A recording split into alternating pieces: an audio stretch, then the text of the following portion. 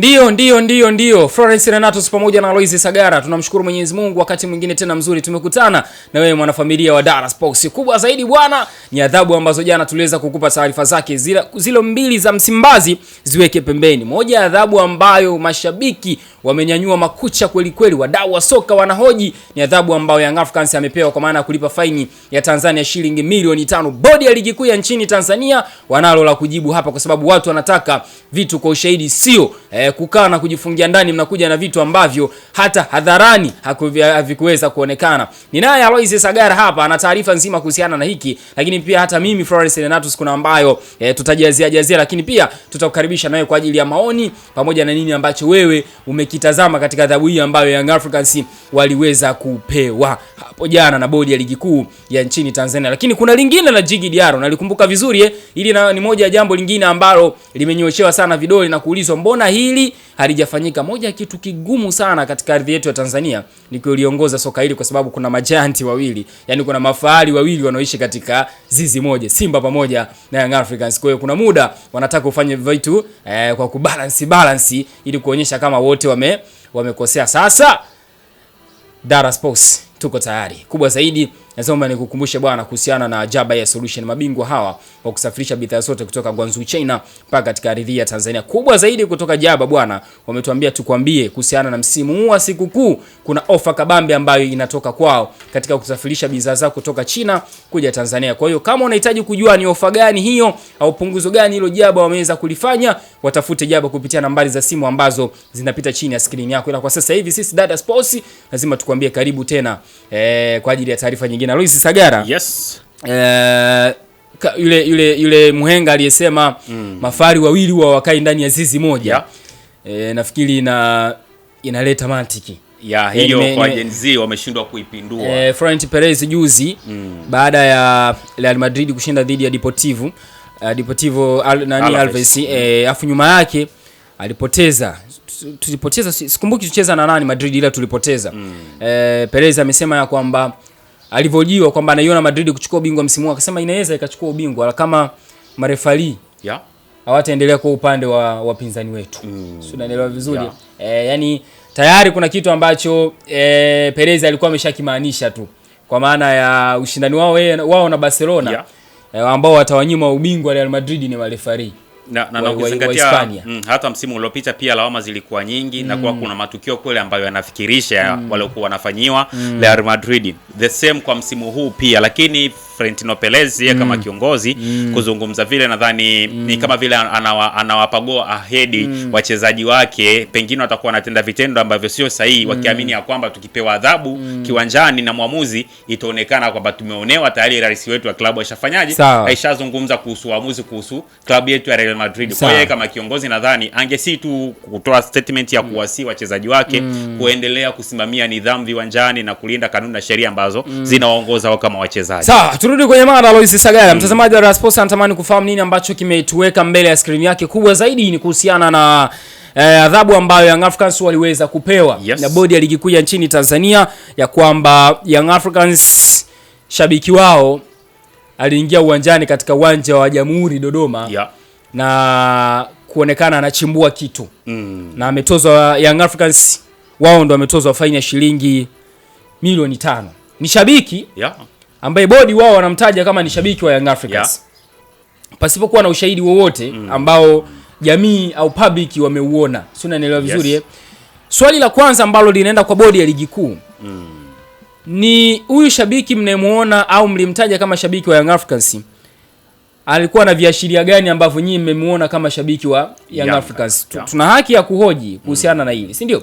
Yaani huyu ambaye nyinyi mmemtaja kama shabiki wa Young Africans alikuwa na viashiria gani kwamba huyu ni shabiki wa Young Africans, imetosha nyinyi kuona Young Africans inapaswa kupewa adhabu ya kulipa faini ya shilingi milioni 5. Tunajua kwamba milioni 5 inaweza kuwa sio hela nyingi sana kwa Young Africans. Tunalielewa hilo. Lakini tunarudi kwamba taarifa walioitoa bodi ni kama taarifa ambayo ilikuwa haijajitosheleza, kwa sababu we used kuwaona bodi ya ligi kuu wanapotoa taarifa kuhusiana na vitendo hivi ambavyo walivionyesha jana kwa Young Africans, huwa wanatoa na ushahidi kwamba shabiki aliyeingia mtu labda shabiki aliingia uwanjani aliyevalia jezi ya klabu ya Young Africans. Huwa wanatoa. Hata Simba waliokukutana na hizi adhabu, nakumbuka ni msimu uliopita ilikuwa ni Simba right kwenye game dhidi ya Mashujaa. Kitu kama hicho Simba walikutana na adhabu kama hii. Nadhani kama sio Mashujaa basi sio msimu uliopita basi ule msimu. Kuna mashabiki waliingia uwanjani na kuchimbua vitu. Tena kwenye taarifa ya bodi ya ligi kuu walionyesha kabisa, walitaja kabisa shabiki ambaye alikuwa amevalia jezi ya klabu ya Simba. Sio naelewa vizuri kwamba aliingia uwanjani na kufanya vitendo, hatimaye klabu ikapewa adhabu. Ilikuwa ni moja ya kitu ambacho nadhani kwenye taarifa ambayo bodi ya ligi kuu waliitoa walipaswa kuweza kuelezea. Kwa nini? Kwa sababu kulikuwa hamna video au tukio lolote ambalo public, yani kitu ambacho jamii ilikiona, sawa na ingekuwa rahisi kwa jamii kutoa go ahead kwamba adhabu aliyotoa bodi ya ligi ni sawa kwa sababu huyu mtu alifanya hivi na hivi. Tutakuja nikupe nafasi ya kuzungumza, lakini inawezekana ndio wamefanya kwa lengo la kuilinda jamii kwamba waulinde mpira wetu, naelewa pia, lakini kwa sababu ni adhabu mmetoa, ni sheria imetendeka hapa, mlipaswa kuwa transparent sana, yani kuwa wawazi sana, yani taarifa yenu mkiitoa isiwe na mashaka. Sasa taarifa ambayo ameitoa ni kwamba ni shabiki wa Yanga. Okay fine, mlimuoji kwamba ni shabiki wa Yanga au alikuwa na viashiria gani ambavyo mliviona mkasema huyu ni shabiki wa Yanga? Kwa sababu tunavyozungumza hivi Yanga ndo alikuwa mgeni kwenye ule uwanja. Kingine cha mwisho, Aloizi, kwa nini hizi adhabu huwa zinaenda kwenye timu? Angali kuna watu wamepewa nafasi au kazi ya kuulinda uwanja. Sio unanielewa vizuri? Unaweza kuanzia hapo. Maana ya stewards. Unajua utendaji wa stewards binafsi huwa unanipa mashaka sana. Sawa. Kwa sababu kwa nature ya uwanja wa Jamhuri Dodoma, ukitazama viwanja vyetu vingi sana vinakuwa na ile tunasema ni running track, ule mzunguko ambao wakati mwingine wanaliaza wanafanya mashindano yao. Ukitazama distance ambayo inakuwepo kutoka jukwani kufika mpaka kiwanjani, ile running track ni sehemu kubwa sana. Sasa stewards wetu, moja ya kosa ambalo wanalifanya, huwa wanatazama mechi. Mbaya zaidi, something which is very bad, kwamba wanatumia muda mwingi sana kutazama mchezo na si kuwatazama mashabiki, kwa sababu wako pale kuhakikisha usalama wa wachezaji kiwanjani, usalama wa mabenchi ya ufundi ya vilabu vyote viwili, usalama wa mashabiki pia pale kiwanjani na mazingira yote ya kiwanja kwa ujumla. Sasa stewards anakaa na focus na mchezo, ana focus na game, haangalii mashabiki kiwanjani. Mfano mzuri ni barani Ulaya. Barani Ulaya unatazama stewards wanatazama mashabiki jukwani. Tena wakiwa wengi bado wanatazama mashabiki kiwanjani. Licha hivyo kumekuwa pia kuna vitendo ambavyo bado tunaendelea kuvishuhudia vya mashabiki kuingia kiwanjani, japo sio mara kwa mara, ila kwa Tanzania mtu anatoka kule juu kwa nature viwanja vyetu jinsi vilivyo, tazamia jinsi ilivyo, kuna running track, eneo kubwa sana, distance kubwa sana kutoka jukwani mpaka kiwanjani, ila shabiki anapata nafasi ya kupenya, anakimbia, anafika mpaka langoni. Anainama chini, anaonyesha ishara ya kuchimbua na kutoa kitu, ndo anakwenda kumkamata. Vipi kama angekuwa na kitu chenye ncha kali akataka kwenda kumdhuru mchezaji? Ina maana jaribio lake lingefanikiwa, kwa sababu kwa muda ambao ametoka kule juu jukwani, amepita, amekimbia, amevuka running track, amekwenda, ameingia kiwanjani, kasogea mpaka golini. Unajua goli na goli ni mita 23 25, yani pale mwanzo wa uwanja unapoanzia mpaka mlingoti wa kwanza wa goli, maana ule urefu unakuwa na mita 50 upana wake, urefu ule wa goli na goli, kona na kona ni 50. Sasa mtu anatoka jukwani, anakimbia, anaingia kiwanjani almost mita karibia 20 plus, anafika mpaka langoni kuanza chimbua na kufanya mambo. Vipi kama angekuwa na kitu chenye ncha kali? Na hisi kuna mahari bodi ya ligi kwa maana ya TPLB, kwa maana ya TFF pia kama shirikisho la soka nchini kwetu Tanzania, kuna marekebisho wanapaswa kuyafanya. Hawa stewards ambao wanawekwa viwanjani wabadilishe mtazamo wao. Wanapoingia pale kiwanjani wasiende na mentality ya kwamba tunakwenda kutazama mchezo wa Yanga dhidi ya Coastal, mchezo wa Simba dhidi ya KMC. Hapana, mentality yao first task kichwani mwao, kitu ambacho kama kina click kama reminder ni kwamba tunakwenda kiwanjani kuhakikisha kunakuwa na mazingira rafiki na usalama wa kutosha kwa wachezaji, na mashabiki wao ambao wamejitokeza kiwanjani. Tatizo kubwa linaanzia hapo Florence, kwamba stewards wetu jukumu lao mama kiwanjani wakishaingia sio kwenda kuhakikisha ulinzi na usalama, bali ni kwenda kutazama mchezo. Swali langu linaanza hivi. Huyu shabiki aliingia muda gani uwanjani? Kabla ya mechi, wakati mechi inaendelea, mapumziko au baada ya mechi? Swali linaanzia hapo. Subiri kwanza utanijibu. Tunaanzia hapo. So unanielewa vizuri? Yes. Ni shabiki aliyokuwa amevaa jezi ya Young Africans au kuna chochote alichokuwa amekivaa kinaonyesha kwamba yeye ni shabiki wa Young Africans? Hiyo ni mbili. Tatu, mlimhoji au mlivyomkamata, mlimpeleka kwenye mahojiano akawajibu akawaambia kwamba yes, mimi ni shabiki wa Young Africans. Kwa nini? Kwa sababu inawezekana milioni 5 ikawa ni kitu kirahisi tu kwa sababu ni Young Africans. So unaelewa? Kuna timu zitakuja ziathirike hivi kama Young Africans. Kwamba mkisha sema mnatumia sheria, lazima mjue mna vidhibitisho vingi ambavyo vinatumika ili mnapotoa hukumu mjue kwamba tumetoa hukumu kwa kutenda haki. So unaelewa? Yaani hata jamii mtakapopeleka swala la kwamba fulani amehukumiwa, kusiwa na maswali mengi sana kwamba kwa nini amehukumiwa. Maelezo umeelezea vizuri, yamejitosheleza. Kwa hiyo mlichokifanya ni labda mkutaka kuliweka lile jambo kila mtu alione. Sio kwa sababu ya kulinda hadhi ya mpira wetu wa miguu. Right? Lakini ukisoma maelezo ya bodi ya ligi kuu kwa taarifa walioitoa kwa adhabu walipeleka kwa Young Africans, haionyeshi huyu shabiki alifanya hichi kitendo kwa muda gani. Florence, kuna shabiki pengine hajajua hata taarifa yenyewe ya adhabu ilitoka kwa statement ipi. Kama unayo hapo basi unaweza kumpitisha tu afahamu kwa taarifa ilikuwa inasema ya kwamba klabu ya Young Africans ya mkoani Dar es Salaam imetozwa faini ya shilingi milioni 5 kwa kosa la shabiki wake kuruka uzio na kuingia kwenye eneo la kuchezea kwa maana ya pitch, ambapo shabiki huyo alionekana kufika hadi kwenye goli la timu ya Coastal Union na kuinama kama ishara ya kutafuta kuchukua ama kuweka kitu. Adhabu hii ni kwa mujibu wa kanuni 47 kifungu cha kwanza cha ligi kuu kuhusu udhibiti wa klabu. Aliingia muda gani huyu shabiki? Kabla aliruka uzio. Before game, wakati game inaendelea au kipindi cha pili kinaenda kuanza au tuseme first half au baada ya game kuisha. Mlimhoji huyu shabiki. Yaani ambacho mimi napeleka swala Loizi. Kama mnatoa taarifa kuhusiana na adhabu fulani, mfano kama adhabu ya Alassane Kante au Jonathan Soa, kila mtu aliona. Sawa, yaani hata ambaye ni shabiki wa Simba anajua hapa wachezaji wangu hawachomoki. Sio, naelewa vizuri. Lakini hii ambayo public haikuona, mnatakiwa muwe na vielelezo vingi sana ambavyo vitaenda kuuaminisha umma kuhusiana na hii adhabu ambayo mmeitoa. Yaani isitoke tu adhabu kwa sababu ni Yanga, yaani mnaamini milioni 5 Young Africans wanaweza kulipa. Kwa sababu nyie ndio mmezishikilia sheria, kwa hiyo mnaamini tu mnaweza mkahukumu watu. Hapana. Kama ni kitu ambacho mnajua public haijakiona, basi njooni na vielelezo ambavyo vimeshiba. Inahitaji maelezo ya kutosha ili kila mtu yale maelezo kimuelezea mtu anasema asiwe na doubt kwamba tumemhoji akakiri ni shabiki wa Young Africans. Kwa hiyo mimi nitawaelewa bodi kwamba tukio hili pengine waliliona wakalificha, ni kwa sababu ya kulinda hadhi ya mpira. Lakini pindi linapofika swala la kutoa adhabu kama hii ambayo public haijui sana, basi hakikisheni maelezo mnayoyatoa yanajitosheleza, kila mtu anakuwa ameridhika. Sasa hapa angalia maswali ambayo mimi tunajiuliza. Kuna mtu pia anajiuliza kwamba paka huyu shabiki ameingia uwanjani, stewards walikuwa wanafanya nini? Okay fine, Young Africans ndio anaadhibiwa. Lakini hawa walinzi sidhani kama Young Africans ndio waliwaajiri. Sawa, inawezekana hawa walipewa kazi na Coastal Union kwa maana ndio walikuwa mwenyeji wa mchezo au bodi ya ligi kwa kushirikiana na bodi ya ligi kuu. Lakini stewards wameenda wamepokea fungu lao vizuri baada ya kazi kuisha, ila kuna shabiki aliingia uwanjani akati kazi ya kumlinda yule shabiki asiingie uwanjani ilikuwa ni stewards, ila adhabu ameenda kupewa Young Africans.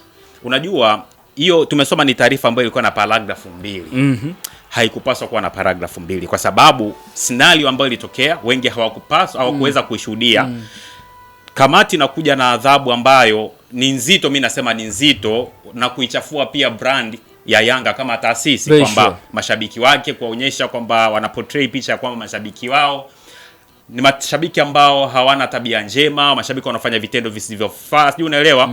Nilitarajia hiyo taarifa iwe na taarifa ambazo ni complete information kwamba tulimuoji unajua kwanza kuna tofauti ya shabiki na mwanachama.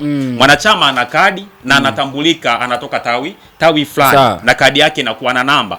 Angekuwa shabiki nadhani kwenye taarifa angetuwekea kwamba shabiki wa Yanga no mwanachama na shabiki wa Yanga mwenye kadi nambari fulani kutoka tawi fulani. Kusingekuwa na masuala ambayo tunajiuliza hivi sasa kwamba kama walikuta ni shabiki means wametumia kumuhoji kwa maneno kama ilifanyika, kwa sababu kwenye taarifa hawajatuwekea kitu ambacho kinatuibua kuja na maswali mbalimbali. Nilitarajia kuwepo na paragraph ya kuhusu uhalali na uthibitisho wa kuhusu mtu anayedaiwa kuwa ni shabiki wa Yanga kuhusika kwenye tukio la namna hii.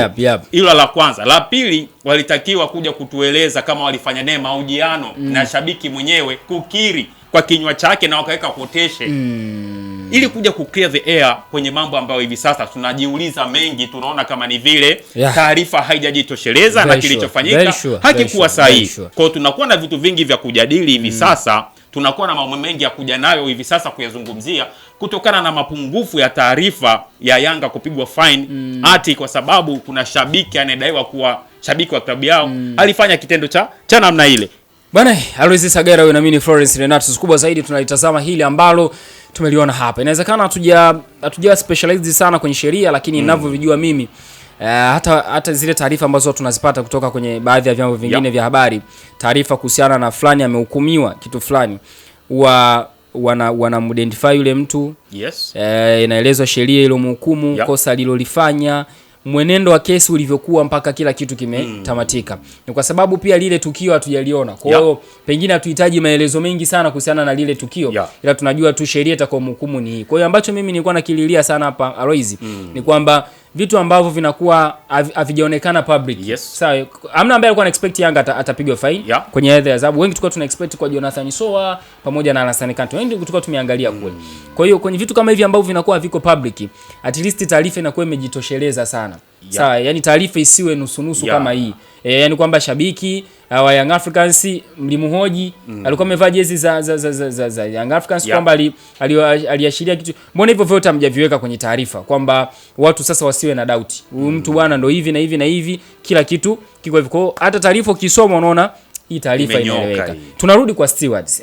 Alokidi. Nadhani kuna kitu ambacho watu wana kuna kitu ambacho tunakilea ambacho ni kibaya sana kwenye ligi yetu.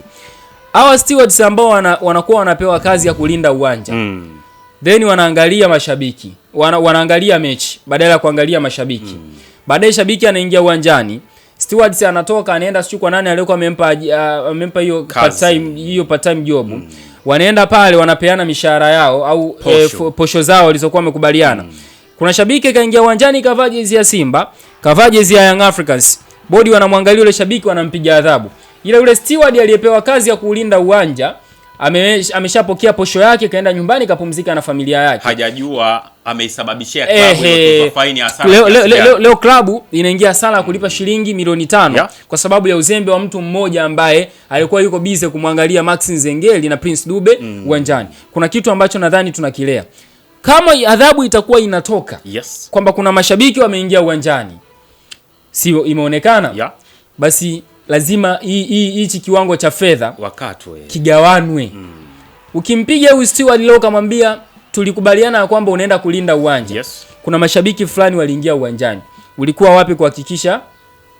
Trust me, Aloysi. The next game ni heli mtu akulime ngumi kwa sababu anajua kabisa ukishaingia uwanjani kuna sehemu ya pesa yangu ambayo mimi naenda kufanyaje? Inaenda kukata. Na umakini pia wa kulinda ule uwanja utakuwa ni mkubwa sana. Sema sasa sisi tumeshazoea kufanya vitu kwa mazoea. Sina elewa vizuri. Leo ukiingia Old Trafford, stewards wapo hadi katikati ya mashabiki. Yaani kule juu kwenye majukwaa kuna stewards wamesimama pale katikati wanaangalia mashabiki. Sina elewa vizuri. Ukiingia pale chini watu stewards wamekaa na viti hivi wanaangalia hivi. Yaani wao ni macho yao kwa mashabiki wamezunguka hivi uwanjani. Leo stewards wetu sisi katenga kiti anaangalia game ya Yanga na Coastal. Anafurahia chenga za Pacome Zouzoua.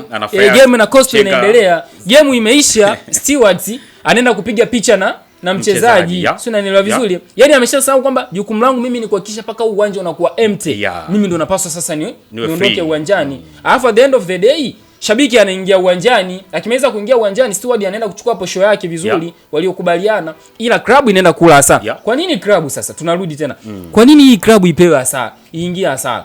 Wangali aliyepewa jukumu la kulinda uwanja sio viongozi wa Young Africans. It is either viongozi wa Young Africans waliwapa watu kazi ya kufanya hicho kitu, hawajatimiza vile ipasavyo. Kwa nini sasa mnawalipa hela yote? Umeongea point nzuri sana kwamba stewards wanapaswa kuhusika kwenye malipo ya fine ambazo vilabu vinakuwa vinatozwa, kwa sababu jukumu lao mama pale kiwanjani sio kwenda kumtazama Pacome Zouzoua, ni kwenda kuwatazama mashabiki ambao wako jukwaani na kuhakikisha mazingira ya kiwanjani yanakuwa salama zaidi. Sasa klabu inapigwa fine milioni 5, klabu inapata hasara, ila stewards yeye ameingiza pesa yake au posho yake ambayo alipewa kwenye mchezo husika. Yeye hawezi akafeel pain yoyote, haoni kitu cha kupoteza, na bado ataendelea kufanya vile vile kama alivyofanya kwenye mchezo uliopita. Bwana leo tusimaliza hapa mtazamaji wa Dar Sports. Pengine inawezekana maneno haya akawa yamekugusa kumoyo, na wewe pia unaweza kaandika maoni yako hapo chini. Kuna namna ambavyo hawa stewards wao wanaadhibiwa na wenyewe. Alafu tuone kama utakuwa wanafanya uzembe ambao umekuwa ukifanyika sana. Nikushukuru sana wewe ambaye umeendelea kuichagua Dar Sports, watu makini, vitu makini, lakini pia nawe pia ni mtu makini sana kwa sababu umechagua chombo makini. Nilikuwa na Aloysi Sagala, nahodha ambaye hana makando kando, lakini ana tabia kama za Bruno Fernandes. Maniu ikifungwa basi machozi yanalia kama yote. Ondoka kwenye timu baba, kwani ile baba yako. Mimi ni Florence Renatus, mwenzangu aliyokuwa nyuma ya kamera, so mwingine ni Mr. Paco, anasema anawapenda sana watazamaji wa Dar Sports.